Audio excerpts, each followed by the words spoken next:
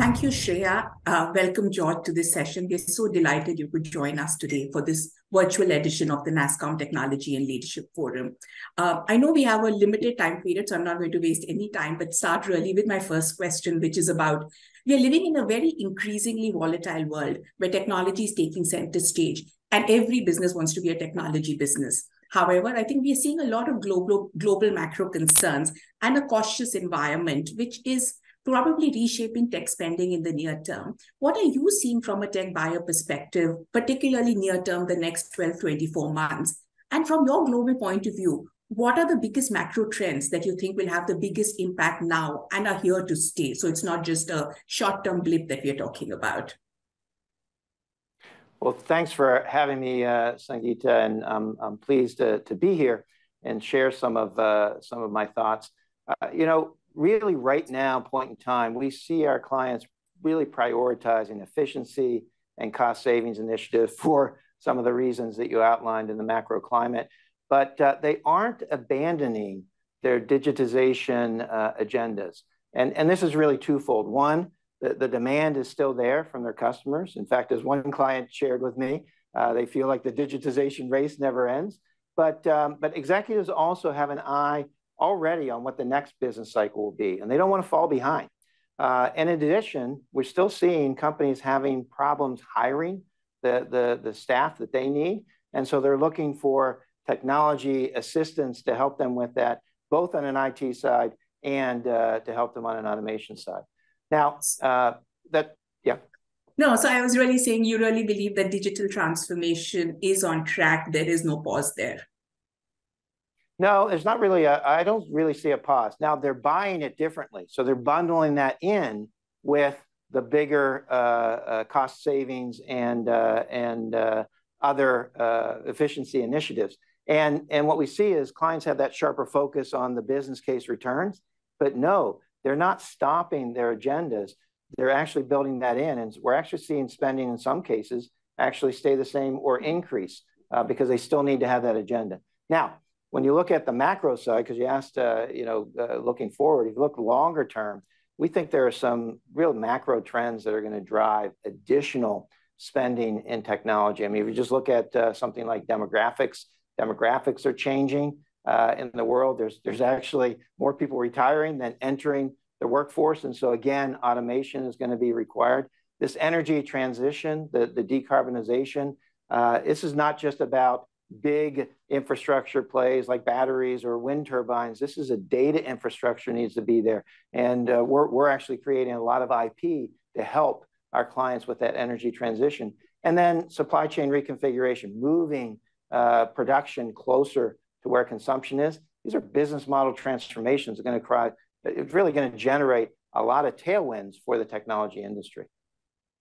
No, interesting insights. So it's all about demographics and automation that will come as a result of that, climate transitions or energy transitions and data-enabled transitions as we look at it. And of course, the whole supply chain resilience discussion. And again, data, technology, innovation all have a key role to play.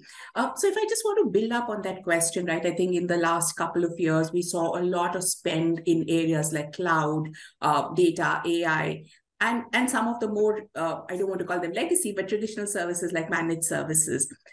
In this environment where clients are focusing more on efficiency, productivity, as opposed to only build new out, what do you think is happening to these segments? I mean, is there something different that you're seeing in these areas? Well, you're right. There is a bigger focus on ROI, the return on the investment. And in fact, one of the reasons for that is we do proprietary research. We call it the voice of the clients, where we conduct in-person discussions with clients across North America and Europe, primarily where we're located, about 1,700 clients. And we see from those results, and it hasn't changed much over the last 3 to 5 years, only 25% of those respondents globally are meeting the full extent of their expected digitization returns. So there's still a lot of work to be done there. And one of the reasons for that, when we asked what the barriers are, one of the reasons is actually cultural. It's not technology, it's cultural. It's the ability of those organizations to adapt and adopt the technological changes. And so a sharper focus on ROI does not mean that the spending on consulting assistance actually has to change, but it's bought in a different way. So just to build up further on that question, right, which is very interesting, that it's about, yes, technology is important, but cultural transformation has to go side by side. Otherwise, you're really never going to get the full impact of the benefits that you're looking for. Are there learnings from organizations that have done this well in the 1,700 customers that you worked with that you think are good learnings that other customers can follow, since this session is really about looking at it from a customer lens? Yeah, no, it's a great question. And part of our research actually delves into some of that. Of course, we know some of it anecdotally from working with those various clients. But really, it boils down to three things that we see both in the research and in working with those customers. One, they have those that are getting the returns have highly agile business models. So they're able to adapt and adopt. And they also have better alignment between IT and business. So you almost can't tell who's in IT and who's in business. And that's a really important element that we see in those leaders, those digital leaders, if you will. Second one is they're addressing that transformation holistically. We see a lot of companies that kind of did the front ends where they do one system, but they're looking at end-to-end holistically, including that culture change we talked about, but also ecosystem touch points, broadening that to their entire ecosystem. And then the third thing is they are leveraging more cloud. They leverage more cloud, but the focus is on data privacy, data security, and sustainability right from the beginning. So it gets back to that holistic. These are some of the elements we see in the digital leaders. And the other thing that we see is they're not stopping. So they don't rest on that, they continue. And that's part of that agile business model that I talked about. And when these business leaders who obviously have thought this through well, do they partner with companies like yours differently as opposed to a standard RFP-based model? Yeah, we see that the deals are getting larger as they consolidate them. They're getting longer because the recognition that it is a capital P partnership, not a little p partnership. And therefore, we do see the closer you get in that kind of arrangement, you can help each other. And that's part of that extending into the ecosystem. And so we do see more of that. Like I said, the spending is still happening. It's just happening in a different way. I think it's also why scale matters now in this current environment. And companies like CGI with our almost 20,000 people in India, it makes a big difference. No. And that brings me to the India question, right? Really, I think India is right now, at least we'd like to think so, at the center stage of a lot of global attention with the growth in technology that we are seeing, the growth of the tech industry in India, which is driven by both global companies like yours as well as India headquartered companies, how India is building it out its own digital public infrastructure, and of course, the talent base that India has. How do you see India, from obviously a CGI perspective, and where does India play a role for you as you think about your growth going ahead? Yeah, well, it's very interesting, Sangeeta, that given the pandemic, clients are more than ever receptive and open to having their experts work remotely. And of course, that bodes very well for an offshore India-based resource base. But what comes with that is clients are now expecting increasingly deep expertise and innovation from their partners in India. And so for us, it's more of an evolution. We've been focused that way. Our India-based teams have always been organized as centers of excellence. So we never organize them just as a cost play, and primarily organized based on industries. So that industry focus provides a deep understanding for our clients of the industries that they work in. And then we drive innovation by taking our intellectual property, most of which is built right here in India. It's really an R&D organization for us to bring that technology and the industry know-how together. So clients are looking to us, as a strong talent base in India to deliver on their entire IT ecosystem. I think that's where it's going. we're recognized for having that high service delivery excellence. That's what they're looking for globally. Strong innovation, because you can't do it now. It's not just a productivity play, but also getting that expected efficiencies and productivity that maybe they can't get in their home country. So it's highly strategic and highly valuable to our clients. And I think that's the future of an India-based workforce for our clients around the world.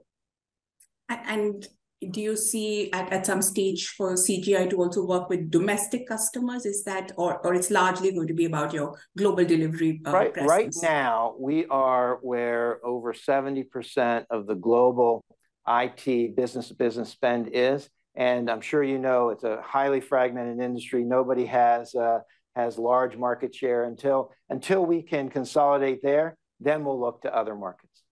Interesting. So just staying on the talent question, I think you mentioned that in the beginning that, despite a moderation, whatever we are seeing right now, the demand for talent still continues to be top of mind for everybody. And, even in the US where we are seeing layoffs, there is still unemployment at record lows. How do you think companies can build a resilient talent supply chain, right? Because it's an environment which will see its peaks and maybe some moderations, but at the same time, you need to be ready, like you said, for the future. So how do you think about building a very effective talent supply chain with investments in skilling and, obviously employee engagement as you move around? Yeah, it's a great question. As a professional services firm, this is something we're always thinking about, maybe exacerbated by the current conditions, as you mentioned. But for us, it's really making sure that we're bringing people into the company fresh out of university, providing them boot camps, but then as they progress in their career, making sure that we provide them relevant skills so that they can continue to rotate into different projects and grow their careers. It's fundamental to a professional services firm. We've increased our training and education programs by 33% each of the last few years, given the current conditions, and see this as something that is, like I said, fundamental to the environment. People are looking also to have an impact, and they want to have an impact on the world. So we have a bigger ESG focus, particularly in the environmental space. And like I said, building solutions, not just being environmental conscious ourselves, but helping the world become more environmentally conscious through the various IP solutions that we provide. So it's really a combination of a lot of factors, but it's something that's top of mind for us. No, I think, and that's what we're hearing when we talk to most of the companies in India who are members of NASSCOM. I think the importance of building, focusing on skilling, upskilling, and it's continuous learning, because it's not that you'll teach one technology and that's around to stay, right? You have, how do you really invest in continuous upskilling of talent? I think that continues to be a strong focus. I think a related question, and I'm sure you're getting a lot of that, George, is about the whole focus on generative AI, right? I think there's a lot of hype around what it can do. There's a lot of fun around, what people are experimenting with. There are some concerns around what we are seeing. There's also this talk that, potentially generative AI can enhance labor productivity 10x, 5x. And does that mean, from a technology industry perspective, will we need less people or will we need more people? Will there be a better human-machine interaction, or will we live mostly like what we've been doing? But just love to get your thoughts on how are you seeing the whole generative AI space play out? I know it's still very early days, but just initial thoughts around that. Yeah, no, thanks, Sangeeta. It is early days, so it's not really ready for the wider enterprise use in most instances, due to the need, as you correctly said, appropriate guide rails, prevent unintended bias and data misuses. But in general, we see the potential for these types of technologies to make experts more productive, not the other way around. It doesn't make the layperson an expert. It makes the experts more productive. So we actually think we're running towards it. We think it's a very good thing. As I mentioned, R&D for us, a lot of that is done in our intellectual property. And so we have a couple hundred different solutions across 10 different industries. And so we're looking at how do we build more AI into the solutions that we have. Now, there's some basic examples of opportunities to leverage these kind of tools. And one that really has come up recently is just accelerate our testing through the generation of synthetic data, right? Because these are enterprise level solutions used around the world, multiple languages, and generating synthetic data that is complete, accurate, and provides for privacy, right? Because it's synthetic. That's a use that increases productivity for us, lowers costs for our clients, but doesn't change the basic value proposition of the IP. We're also looking at it. We use a lot of AI right now, kind of the deep machine learning, and given kind of the big open data sets that are out there, it still has some maybe work to be done. But we're using it more in a degree where it's a limited knowledge domain basis. So that's our focus right now, and then integrating that in with our kind of think of it as machine learning plus, if you will, kind of combining the two. And we do that with a lot of our various IP around the world. CGI Sense 360, a solution that kind of uses AI and machine learning to aid disaster relief. It's kind of bringing us all together, right? You're having an impact, you're having a CGI product, but you're leveraging the AI to help a solution for governments, in this case, around the world.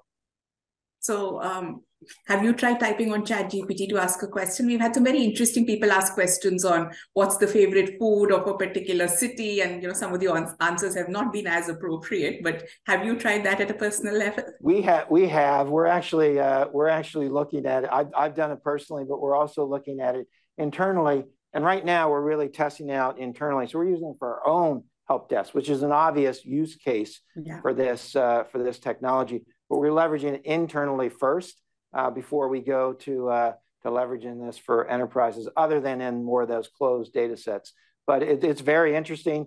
There's an opportunity for us to leverage this technology alongside people, experts, and intellectual property, in CGI's case, to get some of those human-like responses with empathy based on prior customer interactions. So I think it's definitely an exciting technology that will continue to evolve. So do you think this is AI's moment? I mean, that's what everybody's saying, right? It's been around for a long time, but somewhere it's got democratized and it's become AI's moment now. Yeah, 40 years in the making, right? Yes. No, it's I think it's just going to incrementally continue to explode from here, much like other technologies, and it'll go through its curves as every new technology. But yes, I think it's certainly a leap forward because it's more consumable, right? No, fully agree with that. John, the other paradox is around return to office, work from home, hybrid working. Do we really understand what our employees want with a large workforce in a services company? I'm sure you're seeing this also dichotomy where there's lots of value in being in office. There's lots of flexibility in being able to work from home, and different employee sets want different things. Is there a model that you think works for this hybrid work, and how do you think about this going forward? Yeah. Well, it's a big one that's out there globally. We've learned exactly what you said, that providing employees with the flexibility can improve productivity and lead to that. But it's equally important to sustain that productivity by physically working together. We are human beings, and allowing for that informal mentoring, the spontaneous creativity that only comes with sometimes being together, which then leads to true breakthroughs and innovation, and building team chemistry and culture. You can't do that if you're never actually interacting with somebody other than through a scheduled Teams meeting or a Zoom meeting. So as a professional services firm, of course, the first thing we do is follow our clients, and our clients are all over the map. But sometimes we have clients that need us to be in the office for security and confidentiality reasons. We have that straight through the pandemic in our offices around the world, including here in India. But we also think that certain activities need to be done in person. And so that's very important to new employee orientations, key project deliverables. When clients visit, you got to do that in person. But consistent with kind of CGI's accountability model, we do this at the local levels. So we allow our local leaders to determine, based on those global principles I just outlined, how to get that kind of purposeful engagement in person in our offices. And the approach is working. It's driving steady increases in offices around the world, including our offices across India. I think it's really what everybody is saying, that there is no one model. It's different for different people within a company also. So I think that's how it's going to evolve, which is not something many of us have been traditionally used to, but there's so much learning in all of that. I know we're going to run out of time, George. So just my last question, which is a little bit on a personal note. You're leading a very large company like CGI, and it requires you to balance so many competing priorities. So is there a work-life balance, that you really can handle? And what does keep you up at night? Yeah, well, I'll start with keeping me up at night. It's more important what gets me up in the morning, right? What gets me up in the morning is a lot of what we discussed here today, which is, I think we're still in the early stages of leveraging the power of technology and data to the benefit of our clients' businesses, but also to the benefit of society. That's an exciting time to wake up in the morning and to really be engaged. On the balance part, I look at work-life balance in my own life the same way you look at the weather, right? You might have an average temperature for the month for a various city around the globe, and any given day in that month is almost never that temperature. It's either higher or lower, and that's kind of how I look at work-life balance. Of course, there are times when you have to have a longer day or a series of longer days based on what's right for the company. But it is important to take personal time, and for me, that personal time is with the family. So that's how I deal with it. No, and just before we wind out, George, I'm sure you've come to India many times since you have such a large presence. Any fond memory of India that you want to let the audience know? Yeah, just real quickly, it's the first time that always sticks with you, right? And for me, that was my first visit to Bangalore many years ago. It was quite memorable. I can remember the experience of just the energy of everything in the inside the country, most importantly, the people, and it was almost overwhelming. And but the warmth that came with that energy, particularly inside CGI, and I was not CEO at that time, but the warmth that I received from the people within CGI and really everyone I came in contact with was also overwhelming and a bit surprising. It was consistent, it was genuine, and it was highly appreciated. So of course this continues to this day, but there's always something about that first experience, Sangeeta. That always stays with you. I thought you'll talk a little about the food, but maybe that's not high on the agenda. So no, we don't talk about that. No, thank you so much, George, for sparing this time. It's been such an insightful conversation. And like I said, we hope to see you next time in person, joining us at the forum and, having this discussion and many more together. I absolutely look forward to that. Thanks for having me, Sangeeta. Thank you. For more interesting content, like, comment and subscribe to our NASSCOM YouTube channel.